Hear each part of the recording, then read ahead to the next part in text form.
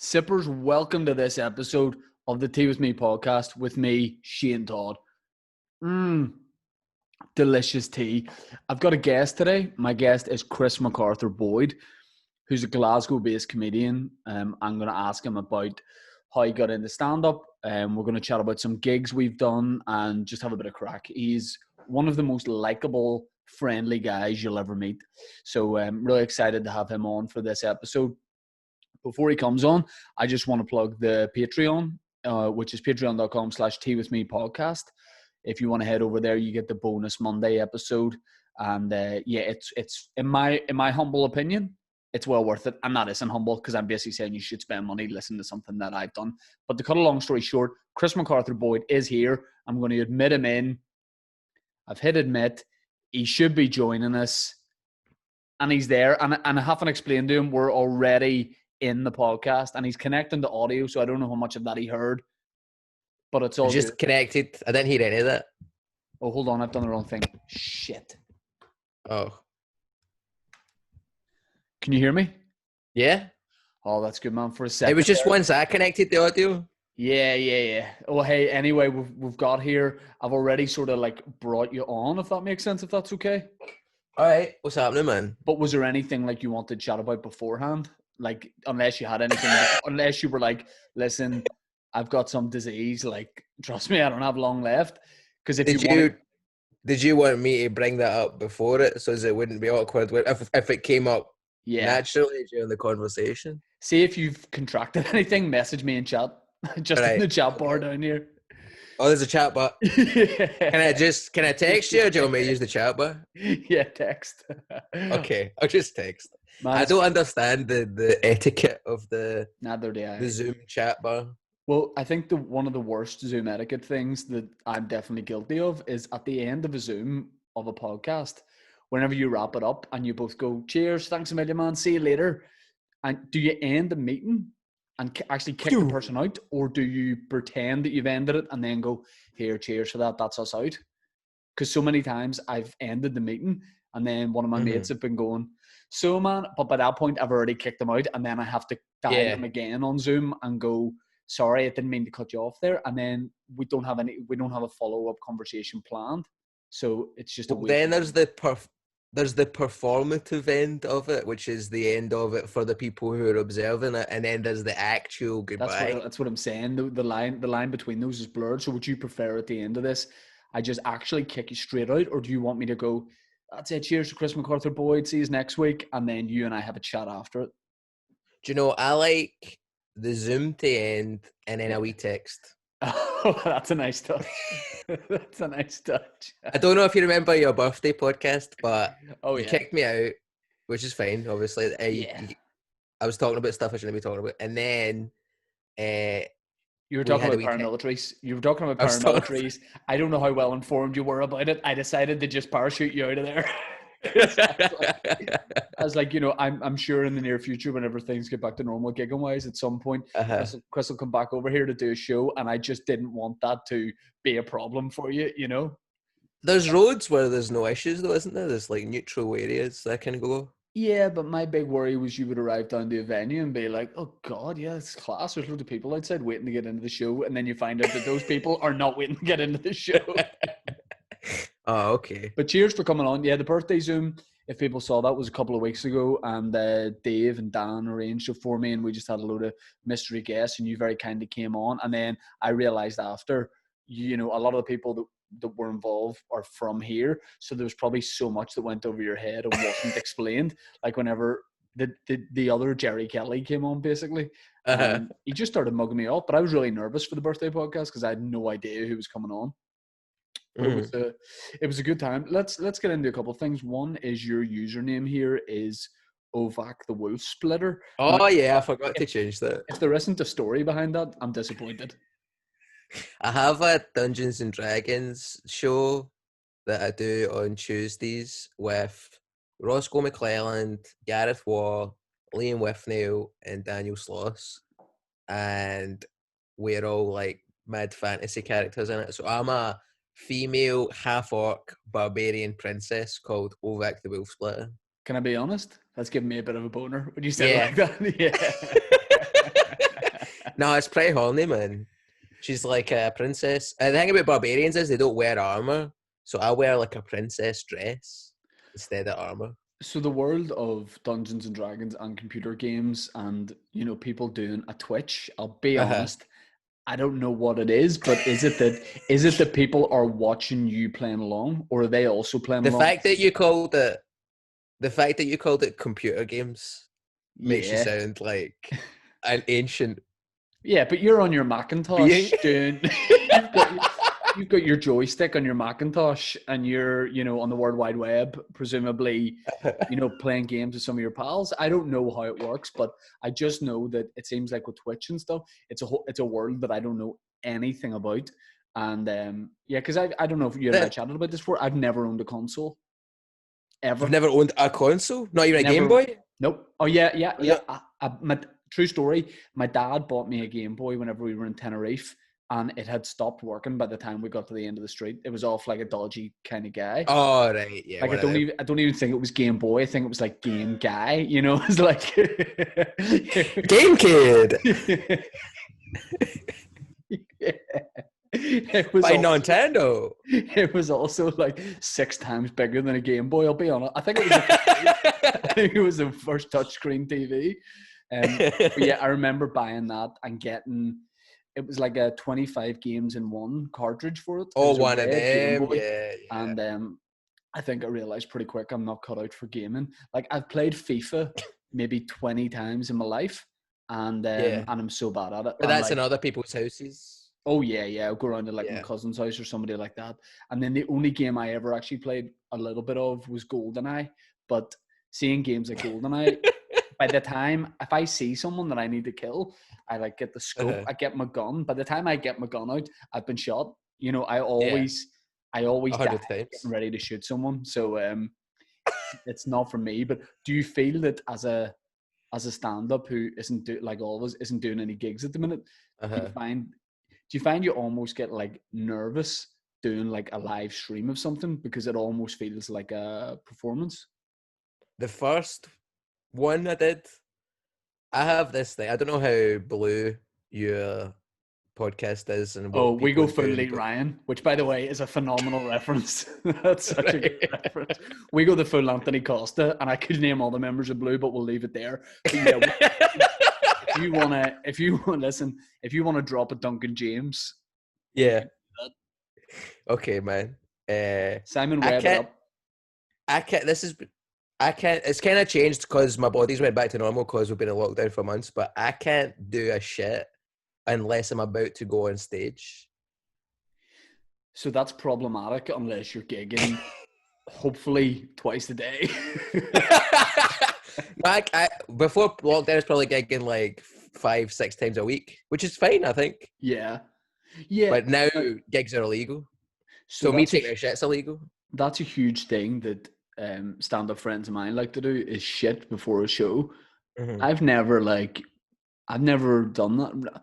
I'm not saying I've never done that. Like, but yeah, like I shit once a week in a like a forested area, and it's Yeah, lovely, just a straight clearing. into a stream. Yeah, it's like Yeah. a clearing, and there's woodland creatures that take it away. There's like basically like we have All right, a couple of badgers will take it in. like Bambi. Yeah, Bambi but eats it. there's so many guys that like have to go and do that before. Have you ever met Well, it's Sean not Hegarty? that. Yeah, I met Sean. Yeah, Sean is the king of it. He goes 10 times. before. Yeah. No, it's not that I like to do it for the gig. It's the gig makes me do it. Right. No, I want to. I just get like, I'll be on. Like, let's go full disclosure here. My Yeah. willy just gets a lot smaller, and Are that's you a taking thing. pills? No, that's a thing me and Mickey Bartlett have chatted about before, and we call it comedians willy, and it's definitely a thing. And I mean, look, I'll be honest, you're the first other comedian I've talked to about it, and now I've decided I'm not going to talk to any other comedians about it because I hope that I would say it and you would go, man, 100%, 100%. But now that you've dispelled that myth, Uh, forget that I said that it was a thing because I was just joking. But no, seriously, maybe there's two types. You got people who need to take a shit, and you got people whose dicks get really small. No. I said smaller. I Oh, I didn't right. say really small. takes me down to 12 inches. You know what I Yeah. mean, man? Fucking, it's easier getting on stage anyway. Why would it be hard getting on stage? I just imagine if you had a dick bigger than 12 inches, it would just be difficult to carry up there. You know, to get it up. No pun intended. But yeah, I did a Zoom. Yeah, I don't know how much you've done over Zoom. I did a corporate gig over Zoom yesterday, but Oh it yeah, we wasn't. were going to record this, and then you. Yeah, I did that. Yeah. Oh yeah. Uh-huh. And it was all I was doing was interviewing the boss of a company, Uh, but I got a little in bit nervous character? beforehand, in character. I got a bit nervous beforehand, but see, after I'd done it, my wife was like in the kitchen. I came in from the living room and I was buzzing like I'd just done a gig. Mm-hmm. You know what I mean? I was like properly like couldn't sit down, and I never get like that after a gig. I'm always like, as soon as I come off stage, I'm like, I'm ready to go to bed and watch Match of the Day here. But I just felt like absolutely buzzing after. So any slight thing I'm doing, like I'd say if I was doing something like Twitch, I think Uh-huh. after it I'd be like, oh yeah, it's any kind of What? performance. I record Twitch from 10:30 to midnight, right? So, Oh, half 10 at night for like 2 yeah, hours. Okay. yeah. So it's 2 hours at night, and then I've been going to sleep at like 5 in the morning because I've still got that kind of adrenaline come down thing to go through. You don't get that? I definitely don't get that. And sorry, did I freeze there? I definitely don't get that. And you saying that makes me really worried about you, because I like all my friends to have good sleeping patterns. And I genuinely, have a sleeping pattern. It's just this: I go to sleep at 5 and I wake up at 1. no, I don't like it. I'm genuinely going. I don't know if the Stena line's still running, but I'm coming over because we need a sleep intervention, and I'm going to speak to all the rest of those boys, Gareth Watt, Daniel Sloss, and Roscoe, whoever else is involved, and I'm going to say, boys, why don't we move the time? Because I want to see you guys. I want to see you guys finishing at 7:30, and then let's wind it down, boys. Let's wind it down. I want everybody. Uh, I want I'm a everybody having a nocturnal nice guy, bath. man. I'm a nocturnal guy. No, I can't. I mean, yeah, because the first time I ever met you, I'd just done a show at, I think it was the Glasgow Comedy Festival. Uh-huh. I was over at like 11 and I was done. Yeah. I was like, I'm going back to the hotel to go to sleep. And then you were standing outside in a long coat. And I looked at you. I looked at you and I thought, this guy is still in full operator mode at this time of night. Like, you were just chatting to people normally. And I was like, what the fuck is everyone doing? It's 11 o'clock. Why the gig's done? Let's all leave. Let's all separately go to bed. No, But I was cutting shapes and making decisions at that time. you know, I think you're the first comedian that I've had a chat with that I hadn't met before, that just like generally just like is like relatively, not that comedians aren't friendly, but there's always a thing like when you meet a stand-up that, you know, and they're like, oh, you just do a show there? You go, yeah. They'll be like, how many people do you have in? You know, they get you know, Uh-huh. I did a show in Liverpool at Hot Water. Mm-hmm. There was a guy doing a show on the same night, but it got cancelled, and Right. he just kept coming up to my vein, like poking his head into the room I was doing mine, being like, and so you and I had a lovely conversation, and I knew straight after that, I was like, I don't know what I need to, you know, I sort of thought I need to tie up all the loose ends I have in Northern Ireland, Yeah. because I'm moving to Glasgow. And yes, we're about to have a baby, and once Yeah. that baby's old enough, guys, Yeah. see you later. How No, old enough? 7.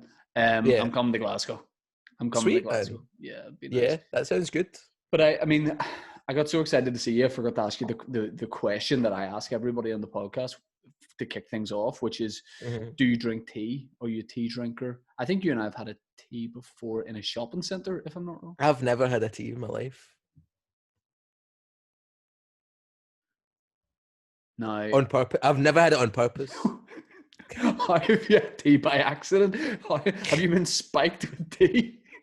I was in a hotel, and Okay. it was a corporate gig in a hotel, and then I had a wee cup, and I said, "Where'd you get coffee?" And someone pointed generally in a direction, and it was 2 big dispensers, Yeah. and they weren't marked. And I felt that because I didn't really know, I've made teas for other people, but I've never drank one. And I clicked the button and it poured and then I drank it and I went, that coffee tastes mad, man. And so I went, that's tea. And I went, right, that's actually quite nice. So that's a bit like in Austin Powers. That reminds me of whenever he goes to drink the coffee and it's shit. Do you remember? Yeah, it's a lot like that, except it was Except tea. it was tea, but like, is there like a deep seated thing? Like, have you had a bad experience with tea? Like, did something happen to you? Um, I don't know. Did a tea lady beat you up or something back in the day? Like, why are you dismissive even of the idea of tea? I think when I was growing up, my mum and dad and my granny, my granddad drank it. So I always seen it as like an adult thing. And Yeah, obviously I'm an adult, yeah, for sure. but 100%. But I'm still like, oh well, I'll drink that when I'm old. Right. But then I had it and I was like, this is class. This is absolute class. I'm the same about red wine. I was like, no. People, you know the way people go, you'll acquire the taste for it. I'm like, why would you sit down to put yourself through acquiring the taste of something? Because that suggests there's going to be a point where you don't enjoy it, and then you like get through it. It's a bit like beer though. When you're younger, like you never enjoyed beer as a kid. You need to drink 40 beers before you're like, these are great. Yeah, and how much did you lie about back in the day whenever you took a sip of beer and you would go, oh yeah, it's good. It's good. Like, my dad used to let me drink beer in restaurants, and I'd have like a Stella when I was like 12. And I was like, this is fucking rancid. My dad was always like making me drink stuff. That sounds terrible, but like he would always go, I would be like, I want a Coca-Cola, and then he'd give me like a Jack and Coke, and I'd be like, and he'd laugh at me. Like whenever you're a baby, like you need to get some formula for Chris, your dad's like, nah, vodka and white. Bailey's, there we go. There's so there's this thing called Portavogie teething mixture, which is like this famous local thing around here, I think. Port of Ogie? Portavogie, it's an area called right. Portavogie. Now, I would imagine historically it used to be the port of Vogie, and honestly, I've never thought about that before, and that's blown my mind. Also, while we're on it, how do mirrors work? Mirrors? Yeah, like how do you make a mirror? Like that reflective surface, do you know what I mean? I don't know how to make one. Yeah, but what I'm saying is, how do you actually produce that the material that is the reflection? Do you know what I'm saying? Like, it's ice, isn't it? What? It's ice. A mirror is ice? It's a lot like ice or water. No, but what I'm saying is, right? What is a mirror? It's like hard, warm ice. But and by the way, this is 100% a conversation people have at 4 a.m. at house parties. But okay, ignore that. But Portavogie teething mixture is this thing, I think, that you like rub on babies' gums if they're having trouble, like sleeping. How do you think you make a mirror? Like, honestly, you brought it up. Honestly, right? If you gave me £1 million, I wouldn't be able to start to think about even an option of how you would, I couldn't offer anything of like, maybe it's this. I don't know. So like, yeah, there are some surfaces that you can see yourself back in, but they're not mirrors. Like ice, water. Why are you so obsessed with ice? It's reflective. No, it's not. It can be. It can't. It can. I like the idea of you getting ready for a night out. A wee cube, like. Yeah, like a pocket makeup mirror. Always having a wet pocket. Look, what I'm saying water's reflective. Yeah, but it's not a mirror. It's not a mirror though. You're suggesting alternative methods for if you didn't have a mirror. You're like looking at a puddle, which by the way is the most medieval thing I've ever heard in my life. Go down to the puddle. I'm gonna Google this. Give me 2 seconds before we can move on to anything else. Should I say what is a mirror or how do you make a mirror?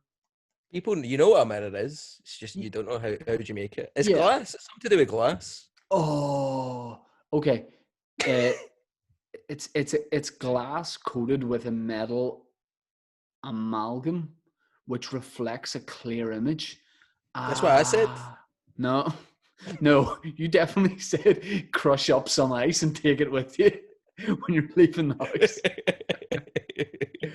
So there you go. I mean, I think we've explained it. It's basically amalgam. glass with a metal amalgam. That's all there is to it. So, Chris, how'd you get into stand-up? What's Portavogie? Portavogie is a place. It's about, I don't know, 20 miles from me, and they have this like teething mixture when a baby can't sleep at night. And what I think it is essentially like whiskey, and you rub it in a baby's gums and it sleeps. But I don't know why I brought that up, but I've always been like into Is it legal? a chemist selling whiskey for children. No. I wouldn't even say there's a grey area there. I would say it's absolutely illegal. But I don't know. No, But it happens. I think there is a chemist that sells it, and I hope I'm not like outing them on this podcast. But yeah, yeah, because that came up because I was talking about your dad giving you drinks. I like the idea you were like, when I was 12, my dad used to buy me Stella's, which is so different to like whenever you hear about the French having like a glass of wine, French children having a glass of wine with dinner. Your dad's like, get this fella, I can. You know, It was for a laugh though. It wasn't like he wasn't like trying to make me cool. He was like trying to make me look like more of a wee pussy who can handle shit. It was very antagonistic, I thought. What was the first thing you used to drink whenever you were, say, like going out or having carry-outs? Blackcurrant Merrydown cider. That's a pretty fashionable early choice, because I'd say most people were just going like beer, like Bud, bottles of Bud, or hooch. I remember trying. I was trying to cultivate a persona, I think. Yeah. People would just get you normal cider, and you'd be like, Got blackcurrant. Goths drink blackcurrant stuff. Blackcurrant cider. So it makes it darker. Yeah, I like cider. I like just straight up cider, but I don't like when I feel like it's good enough. You don't need to really mess about with it. Merrydown isn't though. Merrydown, is it like upmarket, or is it like totally cheap stuff? No, this is like, I liked it because you'd go to a party, you'd whip out Merrydown, and people would go like, that is horrific. How can you drink that? And I'd be like, yeah, and you were 6 at the time as well, because it was your dad. Your dad had made you pack lunch. yeah, my dad was like slapping it out of my hand, being like, "What a fucking dick." But yeah, that's life. I mean, like Stella. Stella. Like, I don't really drink beer anymore. I have a beer the odd time now, but like, you realize that there's far nicer drinks than beer. But when you're a kid, there's so much pressure as a kid to get into beer and be an enthusiast about beer. Oh yeah, my friends liked it, but I like it now that I've had it enough. Kind of like cigarettes and stuff. Like, you hate the first one and then you get into it. Are you still on the cigarettes? I'm still smoking snout, yeah. Right. Well, what I want you to do is organize a Zoom for you and any of your other friends that think they're cool smoking as well. And I'm going to come on and I'm going to. And honestly, you need to stop trying to change me, man. I sleep when I sleep. I smoke when I smoke. And there's nothing you can do about it. That's what you think now, but trust me. Trust me, I want to see you getting 10 hours. I know you're probably one of these guys think it's not cool to sleep. I'm a 10-hour guy. I just start the 10 hours later than normal. Nah, I don't like that. What about whenever like you do a gig and then comedians, it's like closing time at the bar, and then some comedians are like, "Oh man, we're gonna keep drinking in this guy's house," and you're like, "What the fuck are you talking about?" What? Like, the idea of, like, I'm so past that age where like you'll do a gig and then it's closing time in the venue, and one of the comedians is like, "Oh, come on, we'll go back to mine," or whatever. No, I would never do that. No. I'm not hanging out until 5 a.m. I'm like, stop hanging out at like midnight, and then I've got 5 hours of me time. So what do I need to get involved with this Twitch? Because I want What to do you jump. need I'm to going to get involved jump with on. it? Yeah. You want to jump on Twitch? Yeah. I want to play with you guys. You've got a microphone? Yep. You got a webcam? Yep. You got headphones? Yep. Is it on a capture? Is it on capture card? I was going to say, do you play like on the PC, or is it on the Wii or something? You can play on the PC. It's on the Wii. The Wii hasn't been a console for about 15 years. So you guys meet up, and then do you all have Dreamcasts, or is it? I have a Nintendo Switch. Right. That's the new thing, kinda. Yeah. And what people Yeah. What people are doing is you get a capture card, then that captures what's happening on your TV, puts it in your computer, then you put the image for your webcam over the footage of what you're doing so people can see you and the game you're playing at the same time. And then there's a chat room where people talk to you while you're playing live. Now, if you thought I found it difficult to understand what a mirror is, Capture card's like a mirror. It's like crushed ice inside your computer, and you just stare at it. It's good. nah. Let me ask you this. You live in Glasgow. What's the crack with the bars? Because the bars opened yesterday here. Yesterday? Yeah. Like the Uh, bars are back open. Why, are you guys behind or in front or? we are like, I think Nicola Sturgeon's making an attempt to like be like, we don't give a fuck what England's doing. We are just doing our own thing. So I don't know if they're open early. Maybe they are, but I doubt it. Yeah, I mean it's that annoying thing of like I think I thought as soon as bars open again, stand up's back, but it's still going No, to be like some time. But I'm doing a gig tonight. how? I'm doing a gig at the Stand in Edinburgh. Like so it's going to be it's streamed for people or what or there's Straight to camera. Yeah, there's nobody in the room, and it's no. just me on the stage. I don't think I could do that. You've 'Cause, done tough gigs before, though, haven't you? Where no one's laughing. No well, offense, not to bring it up on your podcast. no, 1,000% we did one together in Galway, but Yeah. but I would find that really difficult because I would even take the not laughing or people being chatty or whatever. But the idea of having, like, even when I did that Zoom I was telling you about, I could still see two people on screen, whatever way I had my settings. And every once in a while they would like let out what looked like a good laugh. I couldn't hear it, but I could see it. So that was enough for me to be like, oh, this is good. But I think doing stream gigs like that to no audience would probably favor stand-ups that practice their material out loud in the house. And I don't Yeah. I don't do that, but I definitely now see the merit in it. But I don't know, just It's kind of like just reciting a monologue. I mean, yeah. Is there other comedians in the room when you're doing it? I think that the camera guys are there, and the producers there, and the other comedians are there, and you can kind of. I've watched other streams of it. This isn't the first week they're doing it, and like you can hear them laughing. Oh, that's okay. Like as long as you have something to bounce off, that Yeah, sounds like it'll be all right. an empty room would be terrifying, but like just a couple of people. I'm just excited to stand on stage with a microphone, though. You know what I mean? Yeah, like even I mean even the idea of some sort of gigs being back on and just having like reduced capacity, it's still going to be like all your Christmases come at once when you can finally just get back up and do the material you've been working on and realize that it's not actually that good, but it doesn't matter because you're back doing stand up. Yeah, I have some pals in New Zealand where it's came back, and they're saying that the first gigs back, the crowd is like fucking insane. Like they're just like something to see, man. Yes. Yeah. So Even like and even the outdoor stuff. I mean, it'll just be great to be back at it because. is there any plans for like a drive-in gig So in Belfast? I was talking about it to a couple of guys, and I think the feeling is just wait it out for the like outdoor shows, you know, where people actually can be like in some sort of like courtyard or like loads of bars are just turning their car park into like a Beer say garden. like a little stage area and a beer garden essentially. So I prefer to do I prefer to wait to do beer garden gigs instead of drive-in ones because even the stuff I've seen on Facebook of comedians we know and friends of ours doing drive-in gigs, I don't like the look of it at all. Yeah, I would like to try it at least. I would love But to go along and like you said, you try to do a slot, but I don't know. I like to be able to see people's faces as I'm doing it, and I just the driving things like my big part of fear would be, you know, there's nothing worse than at a gig when someone actively switches off, they're texting on their phone or whatever.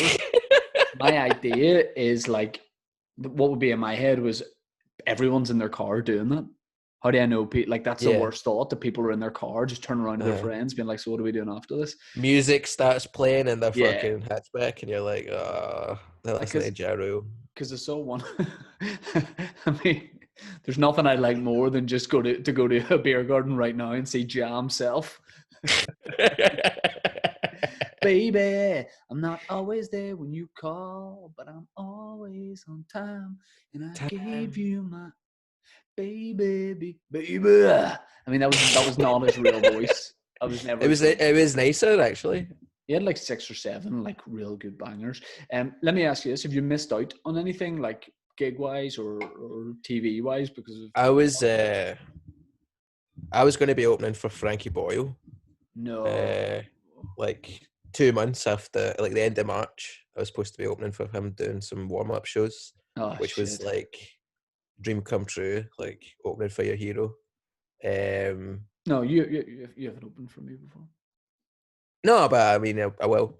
Yeah, I'm sure. So is that going to be like just push back and you'll still be able to do that, or that's? He said that after the war he'll let me do it. Yeah, which is quite cool of him. Class. He could be lying. Yeah. But I'm sure he's an honest guy.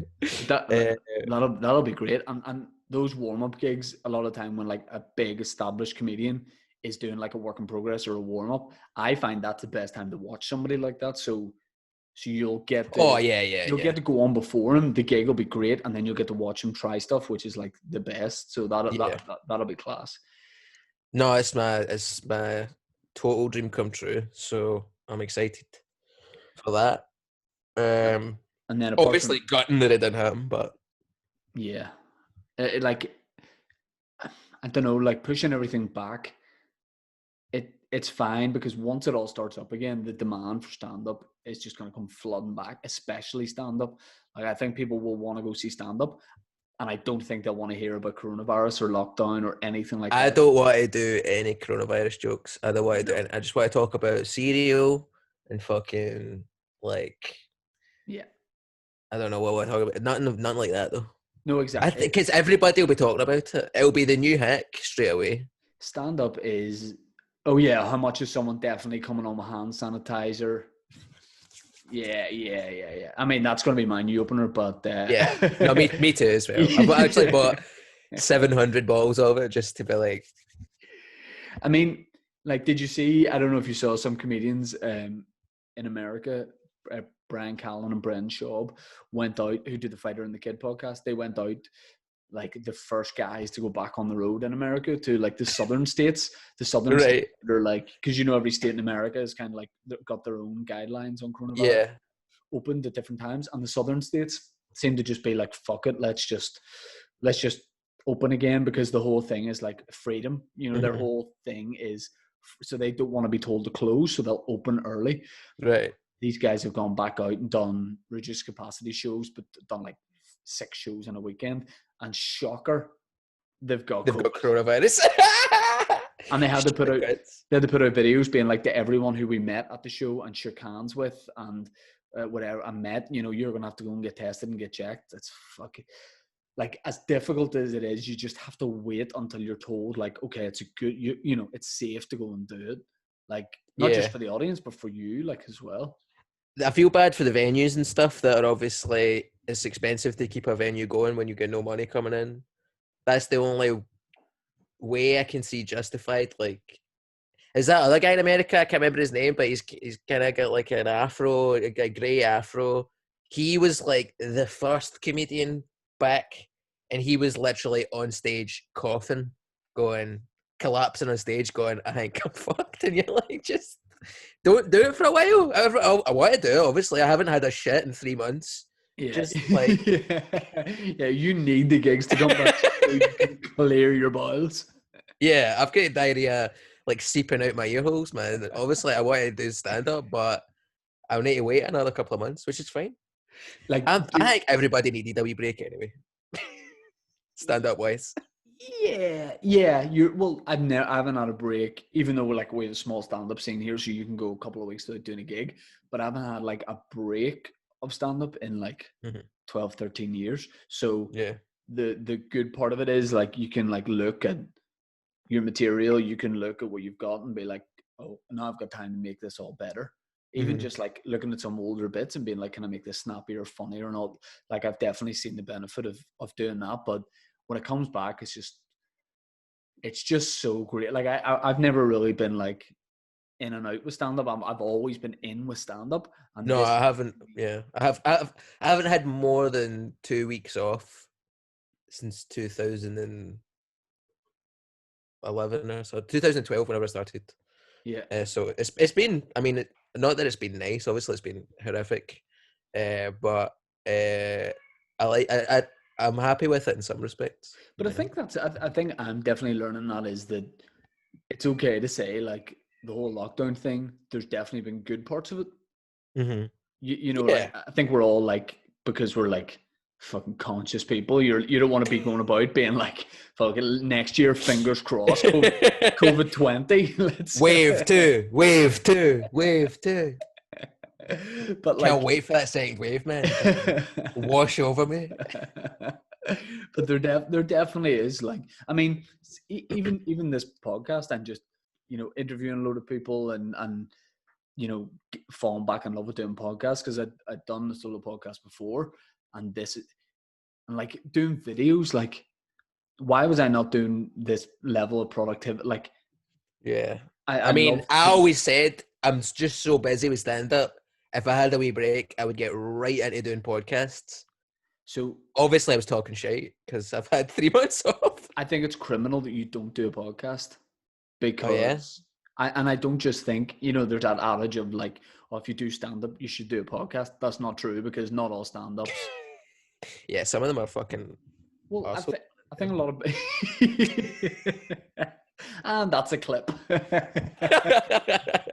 No, but I think you'll meet a lot of people who on stage when they've got the prepared material, no problem, but off stage they just don't like to not try and be funny, but you know what I mean? It's like people don't like just riffing and stuff. Like obviously we're just talking shit here and riffing, but I would definitely listen to your podcast, and I don't listen to that many other comedy podcasts. I mean, I had an idea starting a podcast about how you make mirrors, but obviously you fucking stole that here. I was trying to do like a teaser so people are like, this guy really doesn't know a lot about mirrors. Maybe I should check out other ideas he has about it. But okay, someone had to fucking Google it. But Oh, by the whatever. way, the podcast artwork for that would be class. It would obviously be you in your reflection looking in the mirror. That'd be nice. This is it, right? It's me starting the podcast like this is me not in the mirror. I'm like, Yeah. Oh. but in the mirror, I'm like, Yeah. and it just shows that duality of my personality. Like, okay, he likes to have a laugh, but at the same time, he knows that he shouldn't sometimes. Let's try and get some Ulster Scots broadcast money for a pitch where you and I discover what You talk about this every time. I don't think this money exists. Every time I meet you, you're like, listen, the BBC has a secret fund of gold coins that they never touch. Because So, about 5 years ago, somebody told me, and now the thing is, I have no idea who the person was that told me. I don't remember when it was, but I remember somebody told me once there is a broadcast fund called the Ulster Scots Broadcast Fund, and yeah, there's a deal to be done there. There's money to be made. We're talking big bucks. Now, I said to this person, I don't speak Ulster Scots. I mean, we all kind of do because it's not that different at all. I don't know how much you know about the language. I don't know that much about it, but all I know about it is we can all speak it. You know what I mean? And I mean, I'll definitely have one Ulster Scots avid listener being like, "That's me, fucking unsubscribe." yeah. But look, I know that this broadcast fund exists, and I said to this person, I don't speak Ulster Scots, and they said it doesn't matter. All you need to do is have like a link with Ulster, a link with Scotland, and then when you and I chatted about like what ideas we'll have, maybe pitch a TV show or something, that's when a light bulb went off in my head. The secret money. And I said, there's a £7 million Ulster broadcast fund. And even if you just have a good idea, you get 7 million transferred into your account. Right into your bank. So, I mean, if you want to be dismissive of it, you can be. But whenever I'm not being dismissive.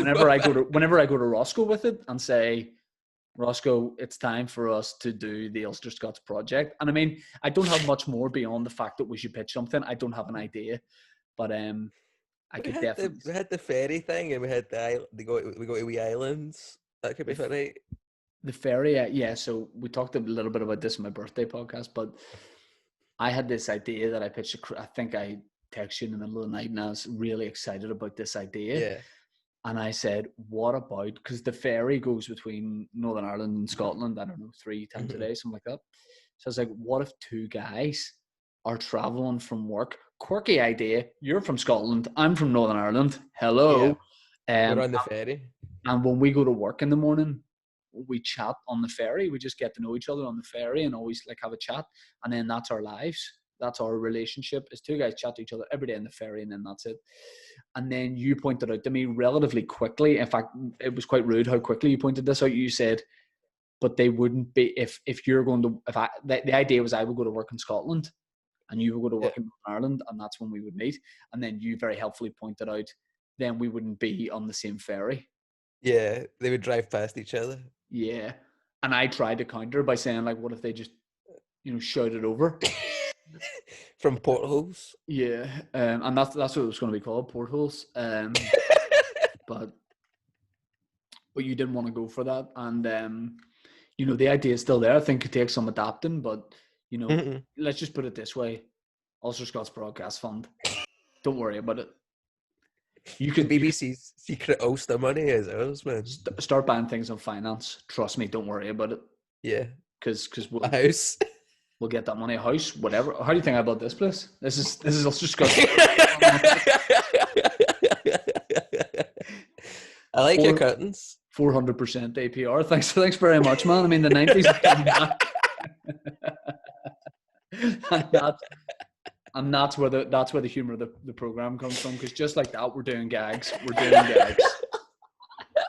doing gags just like that. I mean, very disappointed for just the audio listeners who didn't see me part my hair like curtains. But man, it was good. It was strong.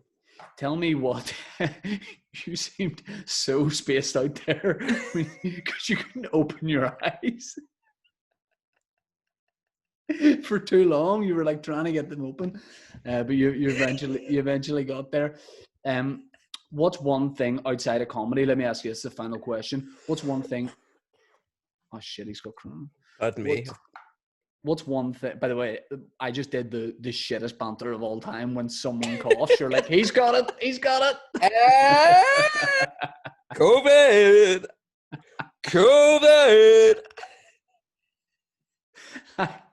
I was trying to think for no reason, before we did this podcast. Sometimes I think, could people's names fit into a song? Mm-hmm. And I was thinking about your name, and then I thought of a tune that there's a good one. So you tell me first, and I'll tell you what I have. Owner of a Lonely Heart. Go for it. That's not what I had. Christopher Macarthur-Boyd. Good. I had DJ Otzi, Hey Baby. I want to know Chris Macarthur-Boyd. As Chris Macarthur-Boyd, I'm Christopher Macarthur-Boyd. Fuck. Yeah. Christopher. Oh no, Christopher Macarthur-Boyd. Will you be my Boyd? I thought you were going to say my boy, and that would kind of be cute and that would work. But I don't know if my own does. Does my own fit in anything? Shane, Todd, what is it good for? Absolutely. Comedy. Yeah. Oh, nothing. Yeah, cool. Yeah. Man, I'm going to leave it there. I'm going to let you get on to do your Twitch on your fucking play bot or your graphics. Get your graphics. My games lad. Your game lad. Your 17 games in one. Super NES Nintendo.